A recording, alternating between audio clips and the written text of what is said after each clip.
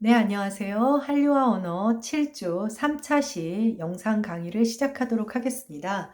2차 시에서 우리가 그 전자법, 전사법 공부를 하고, 그리고 이제 맥큐 라이샤워 시스템이나 예일 시스템에 이어서 현행 그 국어 로마자 표기법을 이제 살펴보았죠. 그래서 그 7번째 PPT 자료의 15쪽에서 단모음의 로마자 표기, 복모음, 즉 이중모음의 로마자 표기, 그다음 자음의 로마자 표기를 확인을 했는데, 이제 16쪽에서는 거기에 실제 예들이나 그런 거를 좀 더 규정을 상세히 설명한 것들을 소개해 놓았어요. 그래서 17쪽을 먼저 살펴보도록 하겠습니다. 17쪽이란다.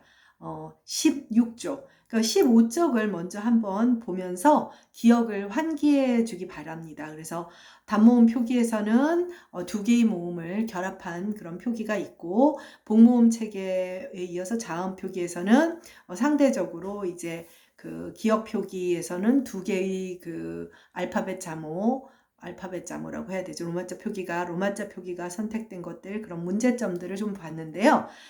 지금 7번째 PPT 16쪽에서는 그러한 것들에 대해서 좀 더 상세히 소개하고 있습니다.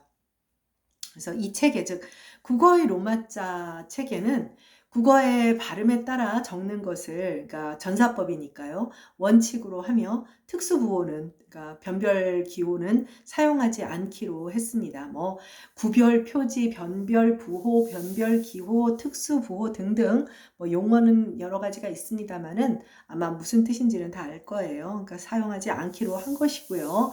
그 다음에 사실 이제 그 전에는 지난번에도 말했지만 반달기호가, 어를 쓸 때는 오에다가 반달기호를 쓴다든가, 지하철역도 그런 기호를 사용했었거든요. 근데 이제 지난번에도 말했다시피 컴퓨터 입력이라는 거에서 문제가 되다 보니까 2000년에 이제 전면 개정을 하게 되고, 여러 가지 도로 표지판이라든지 그 다음에 이제 지명 표기 같은 것들도 바뀌게 된 겁니다. 자음은 그 이제 기본적으로 초성의 경우에는 GDB로 적지만 받침 소리는 KTP로 적고, 근데 이 KTP는 종성으로도 쓰이지만 받침 소리로도 쓰이지만 유기음일 경우에도, 격음일 경우에도 사용되는 점이 있죠. 그다음 리을은 모음 앞에서는 R로, 어말 종성 받침 표기에서는 L로, 네, 이렇게 적기로 했죠. 모음의 경우는 같이 봤었고요. 자, 그 다음 단락을 가보면 음원 변화가 일어날 때는 변화의 결과를 표기에 반영하기로 했죠. 전사법이니까요. 그래서 자음 동화의 경우 종로, 비음화 발음하고, 신라는 또 유음화를 반영해서 표기하기로 했습니다. 그리고 뭐 니은이나 리을이 덧나는 경우도 발음을 반영해서 학여울, 알약은 알약으로 적기로 한 것이죠. 네. 그래서 학여울 같은 경우는 니은이 첨가된 다음에 비음화를 겪게 된 것이고, 알약의 경우도 역시 니은이 첨가되고 이제 유음화가 된 것이죠. 유음화가 된 건데, 이거를 이제 여기서는 그냥 L이 첨가된 것으로 이제 보았습니다. 국외음화가 되는 경우도 해도지나 가치도 국외음화를 실현한 형태. 그러니까 전사법의 원칙은 여러분들이 학교문법에서 배웠던 여러 가지 의문 현상들을 최대한 표기에 반영해서 외국인들이 실제 한국어 발음에 근사하게 발음할 수 있도록 하게끔 하겠다는 거예요. 그 다음에 네 번째는 이제 유기음화의 경우죠. 조코, 노타. 조코, 노타의 경우에는 이제 유기음으로 이음절이 실현이 되니까 KTP를 사용하기로 했었죠. 네.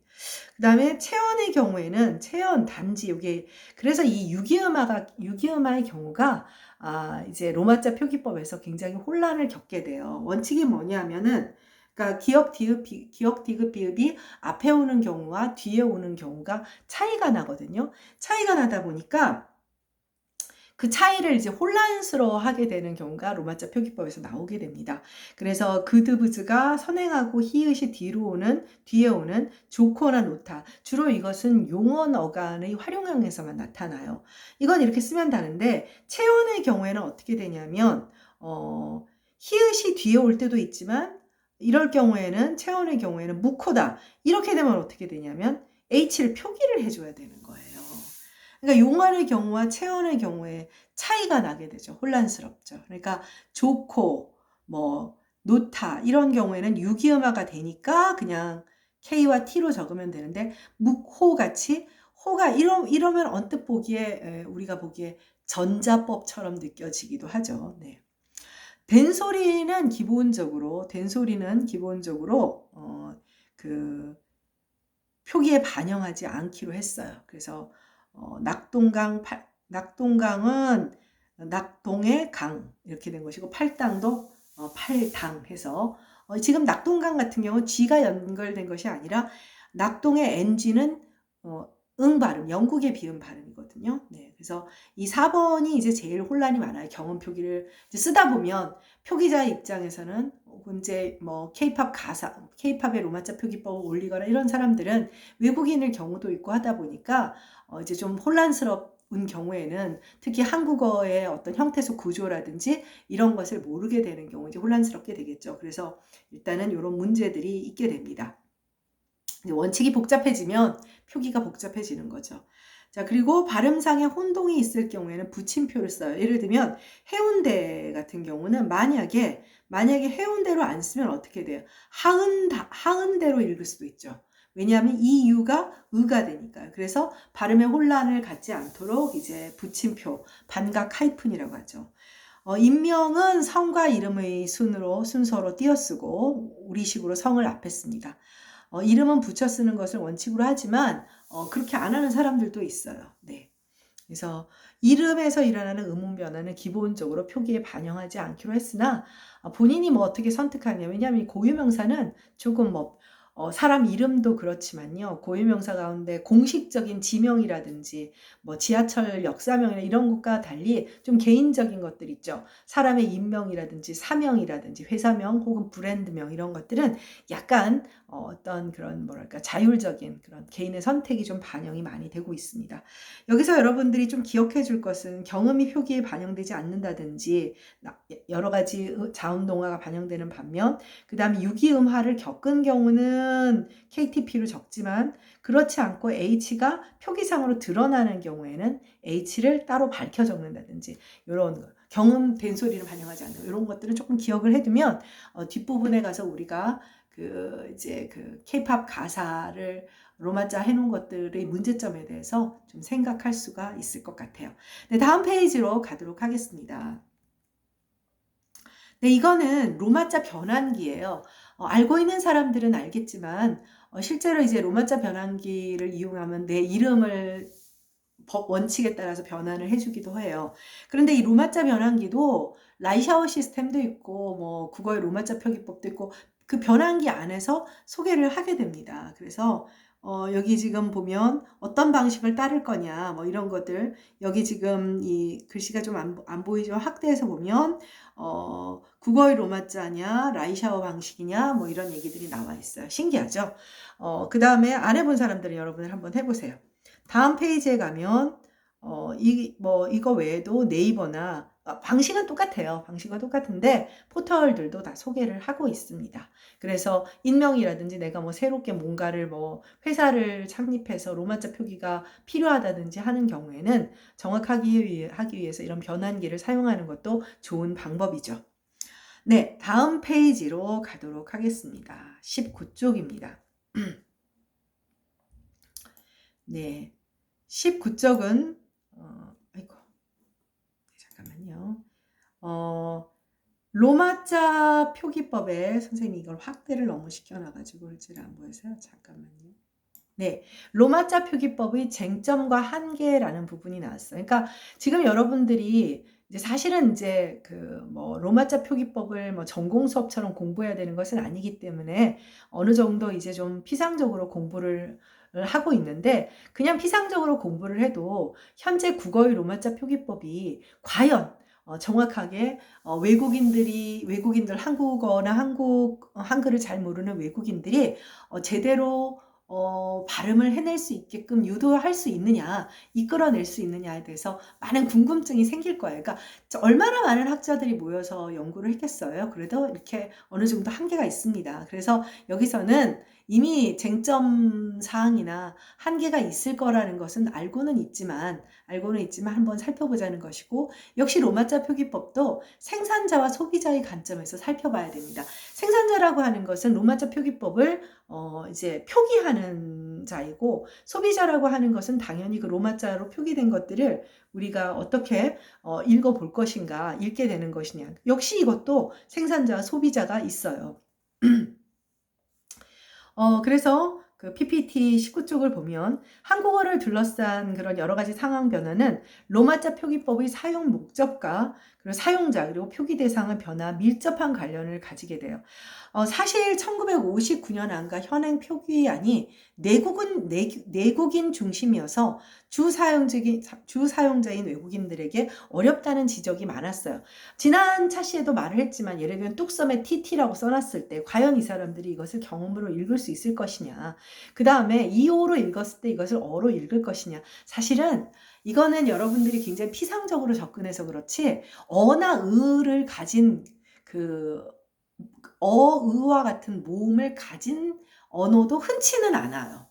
흔치도 않아요. 그리고 평음, 경음, 유기음, 거센소리, 예사소리, 그 다음에 된소리 체계라고 하는 이 어떤 평음, 경음, 유기음의 삼지적인 이 대립 체계를 가지고 있는 이런 자음 체계를 가지고 있는 언어도 흔치는 않거든요. 그러면 대개의 경우 유성, 무성의 대립이고 모음의 경우는 오모음 체계의 언어를 가지고 있는 사람들이 많은데 그런 외국인들이 와서 이 표기만으로 이유를 의구나. 사실은 의 자체를 할 줄 모르기 때문에 이 표기를 가지고 정확하게 읽는다는 것은 정말 한계가 있습니다. 근데 그런 식으로 말하면 로마자 표기법, 로마니제이션 뭐하러 해? 이렇게 되는 거죠. 없는 것보단 낫고 일단은 만들어 놓아서 접근성을 어느 정도 갖게끔 해주자는 목적이고 우리는 최대한 그 목적에 부합하도록 수정하고 또 개정하고 그렇게 해보려고 하는 것이죠. 근데 내국인 중심이라고 하는 것은 그럴 수밖에 없어요. 특히 초기에는 누가 한국에 관광을 오겠으며 누가 우리 노래를 듣겠으며 누가 우리 드라마를 쳐다보겠어요. 그러니까 별 신경 쓸 것 없고 남들도 다 로마자 표기법 붙이니까 우리도 붙이고 가끔 이제 외국 관광객들 80년대까지 어쩌다 오고 관광객이라고 할 수도 없죠. 그렇기 때문에 이제 만들어 놓은 것이어서 사실은 외국인을 고려했다라고 하기에는 어려운 점들이 많았어요. 그런데 지금은 상황이 어떻습니까? 달라졌죠. 달라졌어요. 그러니까 이게 그 생산자들이 소비자를 처음에는 고려를 하지 않은 거예요. 어찌 보면 이거 누가 보겠어라는, 그러니까 우리끼리 보고 말지라고 하니까 내국인 중심이 되었는데 지금은 굉장히 많은 소비자가 생겨버린 거죠. 그럼 소비자가 생겼으니까 생산자들도 이런 로마자 표기법을 만들어내는 사람들도 다른 관점에서 접근을 하고 좀 더 외국인을 원칙을 더 강화를 시켜야 되는 거예요. 그래서 지금에 와서는 내국인, 외국인의 구별이라고 하는 것은 별 의미가 없고요. 표기법의 생산자와 그 표기법을 사용한 한국어를 이해하거나 발음하게 되는 소비자의 관점에서 바라보는 거죠. 간단히 말하면 이 컨텐츠를 누가 소비할 것이냐. 학자들이 소비하게 된다. 그럼 아주 정확한 전자법이 되어야 되죠. 근데 그냥 노래 한 곡 좀 따라 부르고 싶다라고 하면 그런 경우에는 이제 정말 전사법에 충실한 최대한 발음을 충실히 반영하는 그런 방식이 되어야 하겠죠. 혹은 간혹 더 나아가서 각국, 각 나라마다 우리 콘텐츠를 소비하려고 하는 각 나라의 언어에 맞는 로마자의 방식을 채택하는 것도 필요하겠죠. 근데 그럴 경우에 어떻게 될까요? 만약에 네덜란드의 어떤 케이팝 팬들이 자기들 방식으로 더 정확하게 이 로마자 표기를 하고 싶다면 그때는 우리가 생산자가 되기는 조금 어렵죠. 사실은 지금 한국어를 소비하는 입장은 간단히 말하면 공적 생산자가 아니라 사적 생산자들이 등장하고 있는 상황입니다. 그 이전에는 공적 생산자, 즉 우리가 외국인들을 대상으로 공적인 힘을 갖는 로마자 표기, 그러니까 정부기관에서 제정을 하게 되는 거잖아요. 그래서 지금은 생산자나 소비자 입장에서 바라보는 것이 바람직하고 표기법의 생산자는 사실은 공적인 측면에서는 전문가 집단인 거죠. 국어학자들이라든지 언어학자들이라든지 이런 사람들이 전문가 집단이 하게 되는데 이제 이건 어디까지나 공적 생산자예요. 근데 여러분들이 얼마 전에 봤던 K-팝의 그 로마자 표기법은 사적 생산자들이죠. 좀 상황이 달라지죠. 공적과 사적일 때는. 공적과 사적일 때는. 사적일 경우에는 규범을 잘 모르고 규범을 어기는 경우도 많고 규범에 대해서 좀 더 좀 너그러워지게 되는 그런 차이점도 있겠죠. 이 여기서 보면은 우리가 이제 과거에 표기를 하는 공적 생산자와 소수의 외국인과 주로 내국인이 쳐다보던 간판, 도로 표지판의 차원을 넘어섰다는 것을 알 수 있을 겁니다. 네, 다음 단락. 생산자가 아닌 표기의 소비자 입장에서 최근 외국인의 수요는 과거와는 상상할 수가 없는 수준입니다. 개별 국가에서 발간하는 관광 책자 속의 로마자 표기나 유튜브에 매일 등장하는 로마자 표기는 오프라인이건 온라인이건 한국어의 로마자 표기의 사용이 대단히 빈번해져 있음을 이제 확인할 수 있죠. 소비자의 중요한 특성은 사적인 차원에서 아주 능동적인 속성을 갖고 있다는 거야. 이게 사적 소비자가 능동적인 속성을 갖는다는 건 뭐냐면 사적 생산자가 된다는 거죠. 사적 생산자가. 자, BTS가 너무 좋은데 너 노래 따라 부르고 싶은데 우리도 그렇잖아요. 비슷한 소리 웅얼웅얼 하게 되잖아. 웅얼웅얼 하게 되고 요즘은 선생님도 최근에 BTS가 내놓은 온이라는 그런 노래를 그냥 들었어요. 처음에 들으니까 노래를 부르니까 이게 영어인지 한참 우리말인 줄 알았더니 나중에 봤더니 영어기도 하고 이제 이게 그런 거예요. 사실은 특히 노래라고 하는 것은 노래를 듣는 것은 무슨 또박또박 말하는 딕테이션이 아니잖아요. 그렇다 보니까 이제 소비를 하는 사람들 입장에서 능동적으로 자체적으로 이제 로마자 표기법을 막 쏟아내기 시작합니다. 쏟아내기 시작하면서 문제점들이 오히려 현행 공적 로마자 표기법 2000년의 국어의 로마자 표기법의 문제점들이 드러나기 시작을 하게 되죠. 다음 페이지로 가도록 하겠습니다. 자, 로마자 표기법의 공적 영역과 사적 영역에 대한 이야기입니다. 그러니까 점점 사적 영역이 커지고 있다라는 게 결론적인 얘기인데요. 유튜브에서 보이는 한국 노래 가사에 대한 로마자 표기는 사적 차원이죠. 사적 차원이에요.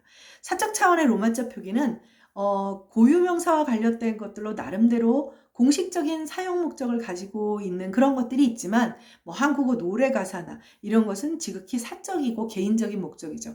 그러니까 우리가 어떤 대중문화의 팬덤 얘기를 할 때 사적 영역으로 들어온다라고 하는 것이 굉장히 이 미디어 세계에서는 중요한 것이 돼요.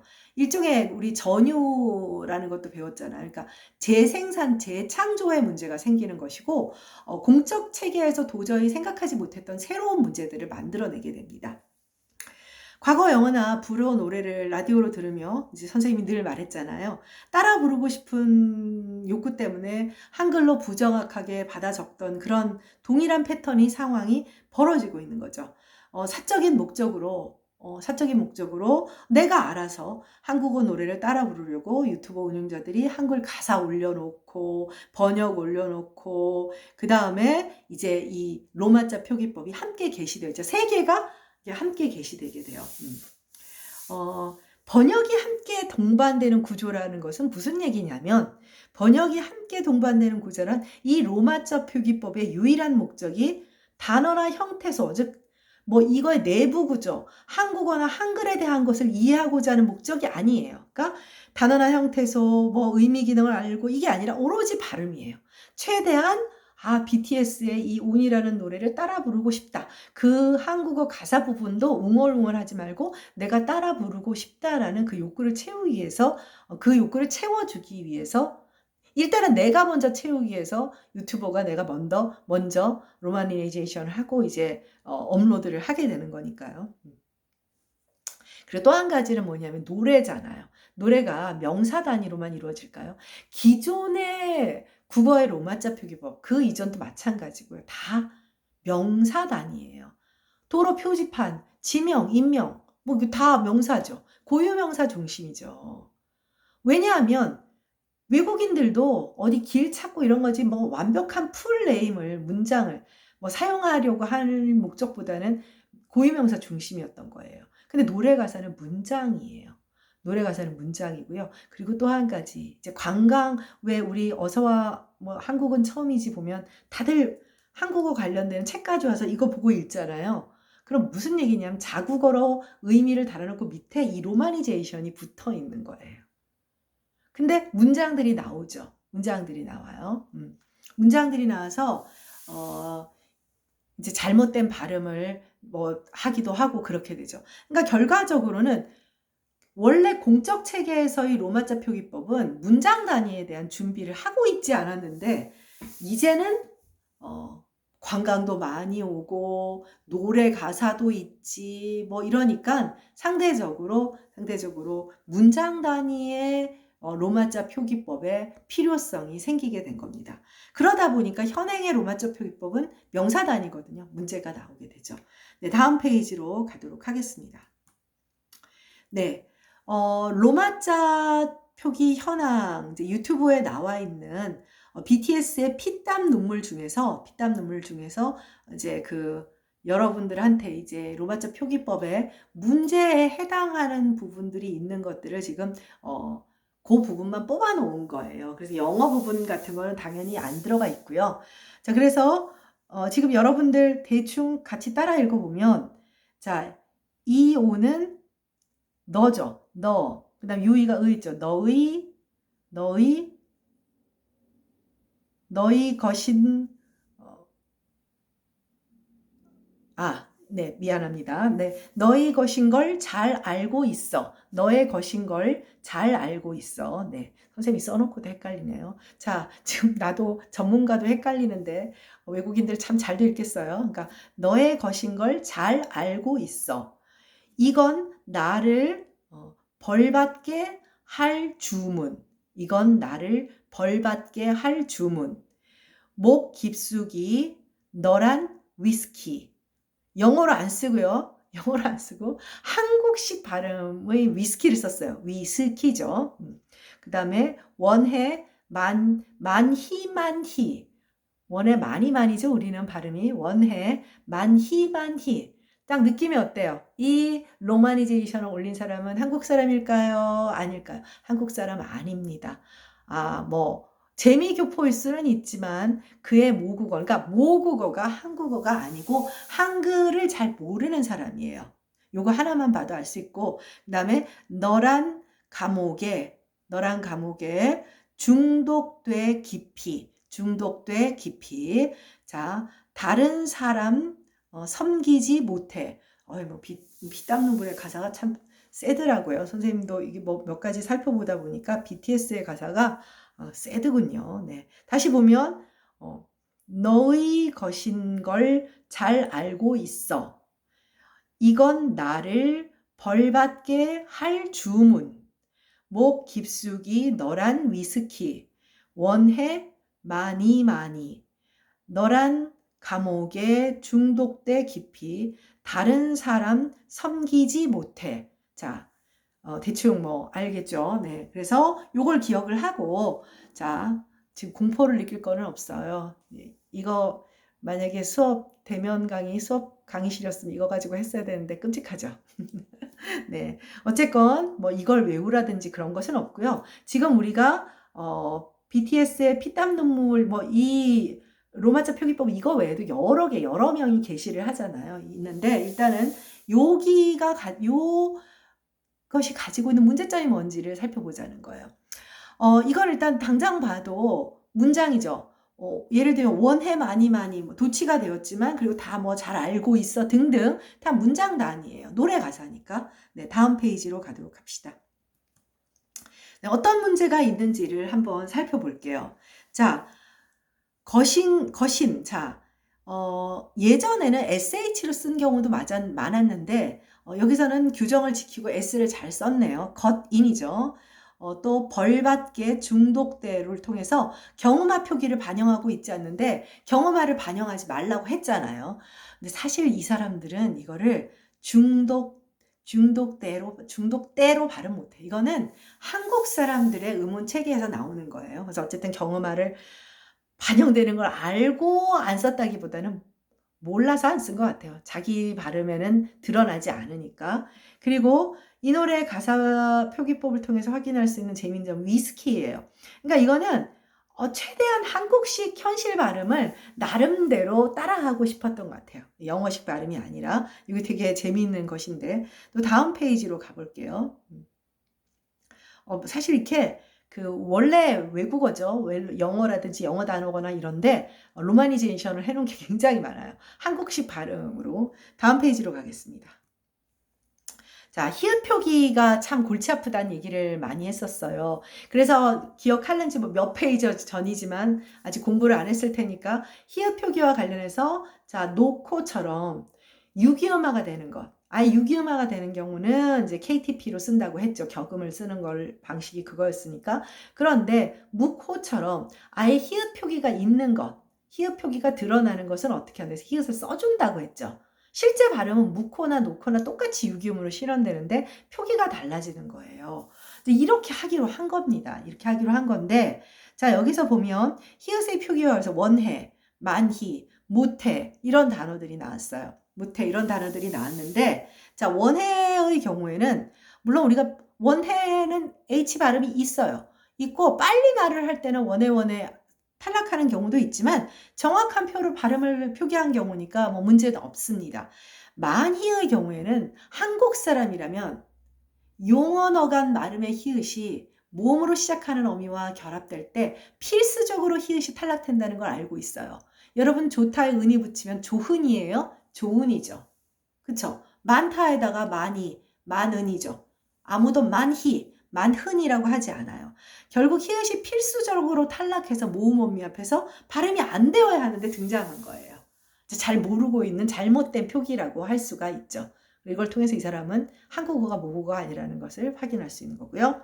자, 그 다음에 히읗 발음과 관련한 오류들이 사실은 굉장히 많이 나오는데 이거는 한글 맞춤법에만 근거해요. 발음되지 않는 히읗을 잘 모르는 거야. 그러니까 표기에는 히읗이 있잖아요. 이 사람들은 최소한 근데 이 외국인은 한글을 읽을 줄은 아는 겁니다. 한글은. 그러니까 한글 맞춤법에 따른 그 표기는 아는데 음운 현상은 모르는 거죠. 음운 현상은. 실제 음운 현상. 그러니까 구어를 못하는 사람일 가능성이 커요. 문자를 알고. 우리 또 대단한 거죠. 대단한 거죠. 현대국어에서 음운 가정 중에는 로마자 표기로 반영하는 경우 내지는 그렇지 않은 경우에 대해서 규정이 그다지 상세하지가 않아요. 문장 단위로 나가는 일도 없고 하니까. 네, 그래서 주로 여기 밑에도 나왔지만 계속 말했지만 명사 단위로 쓰다 보니까 지금 노코라든지 만이라든지 이런 것들은 다 용언어 간의 활용과 관련되는 것들이잖아요. 그러다 보니 이런 문제들이 사실은 굉장히 많이 나옵니다. 예전에 선생님이 이걸로 논문을 하나 썼었는데 드라마는 아니죠. 드라마는 로마니제이션이 아니니까요. 드라마는 로마니제이션을 할 수가 없죠. 번역을 해야 되니까. 누가 드라마 발음을 따라요. 뭐 하려면 그거는 외국인이 한국 드라마의 배우로 등장하는 경우밖에 없겠죠. 그래서 이제 다른 에일리나 이런 사람들의 노래들도 이제 다 살펴보고 이렇게 했는데 뭐 아이유 노래나 이런 그 히읗과 관련되는 그 용언어 간의 발음에서 실수들이 참 많이 보입니다. 네, 다음 페이지로 가도록 하겠습니다. 네, 모태의 경우는 이거는 아주 복잡한데 여러분들은 다 알고 있어요. 그러니까 시옷이 디귿으로 중화되고 그 다음에 유기음화까지 일어나야 되는 거잖아요. 그러니까 사실은 정확한 로마자 표기법에는 H가 없어야 돼요. H가 없어야 돼. 모태로 표기해야 돼. 왜? 실제 발음은 뭐야? 모태니까. 그런데 이 사람은 그거를 정확하게 모르고 마치 무코랑 똑같이 뒤에 선생님이 계속 얘기했잖아요. 사적 생산자는 BTS의 피땀 눈물의 로마니제이션을 업로딩한 사적 생산자, 그쵸? 전문가가 아닌 이 사람의 경우에는 음절말 중화라든지 역행적 유기음화 이러는 걸 모르는 거예요. 모르기 때문에 이제 H를 더 써주는 게 된 것이죠. 네. 네. 그래서 이런 것들이 이제 굉장히 이제 혼란스러운 그런 양상을 보이게 됩니다.